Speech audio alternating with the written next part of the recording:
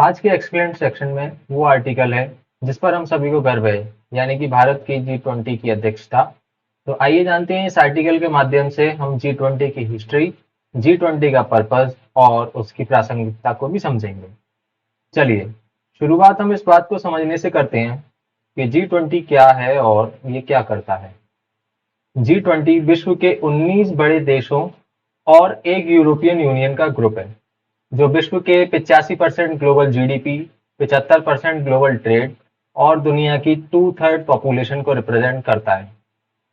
इसके कुछ major objectives यानी कि मुख्य उद्देश्य, उनमें से एक है ग्लोबल इकोनॉमिक स्टेबिलिटी और सस्टेनेबल ग्रोथ के लिए काम करना।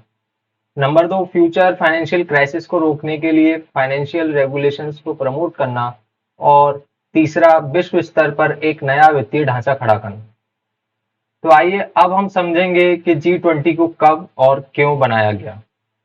1997 में एशियन फाइनेंशियल क्राइसिस आने के बाद 1998 में G20 नाम का एक समूह बनाया गया।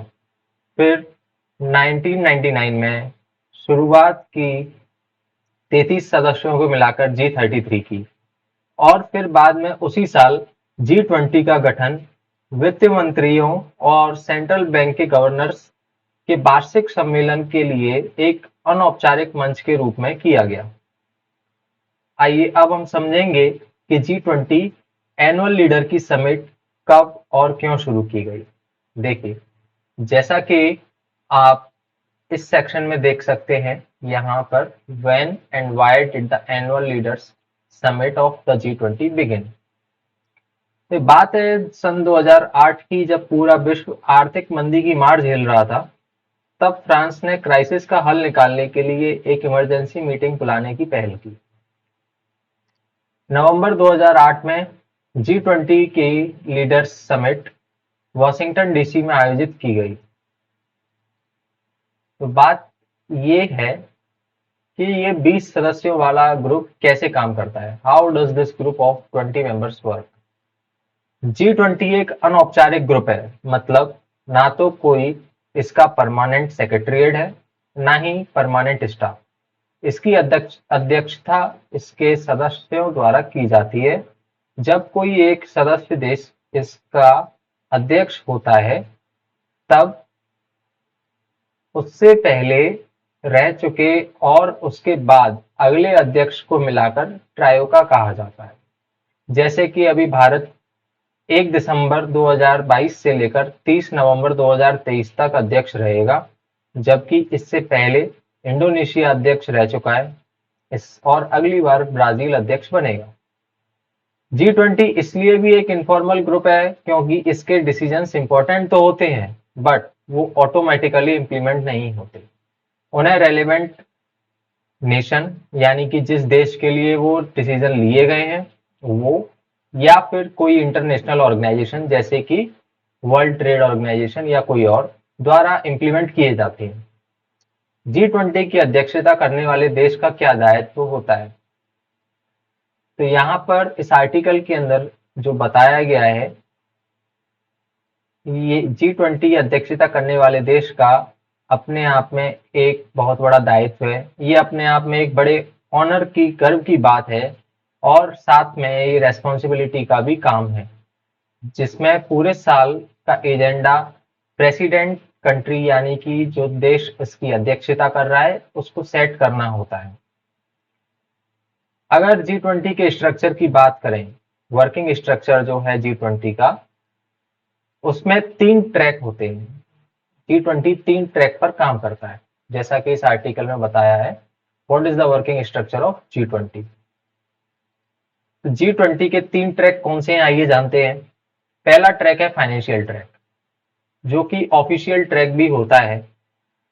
इसमें फाइनेंस मिनिस्टर इसके हेड होते हैं। इसका काम फिस्कल और मॉनेटरी पॉलिसी इशू पर फोकस करना है। दूसरा ट्रैक होता है शेरपा ट्रैक। शेरपा ट्रैक में प्रधानमंत्री या राष्ट्रपति द्वारा चुने गए उनके रिप्रेजेंटेटिव होते हैं जो इसका प्रतिनिधित्व करते हैं और सोशियो इकोनॉमिक इश्यूज पर ये बात करते हैं। ये भी एक ऑफिशियल ट्रैक है। लास्ट में एंगेजमेंट ग्रुप्स होते हैं जो अनऑफिशियल ट्रैक है। और उनके अंदर कई विभिन्न मुद्दों पर चर्चा की जाती है। अंततः अगर हम बात करें, जो इस आर्टिकल के लास्ट में बताया गया है कि G20 समिट होने पर क्या होता है। G20 समिट में अंतरराष्ट्रीय मुद्दों पर अपनी एकमत सहमति बनाने की कोशिश की जाती है। जो इंटरनेशनल कॉन्फ्लिक्ट्स हैं उन पर कॉमन पोजीशन हमें बनाना होती है। क्लाइमेट चेंज से रिलेटेड मुद्दों पर कुछ कमिटमेंट्स भी करती हैं कंट्रीज, और भविष्य के जो एरिया ऑफ कॉपरेशन है उनको निकालकर बात की जाती है।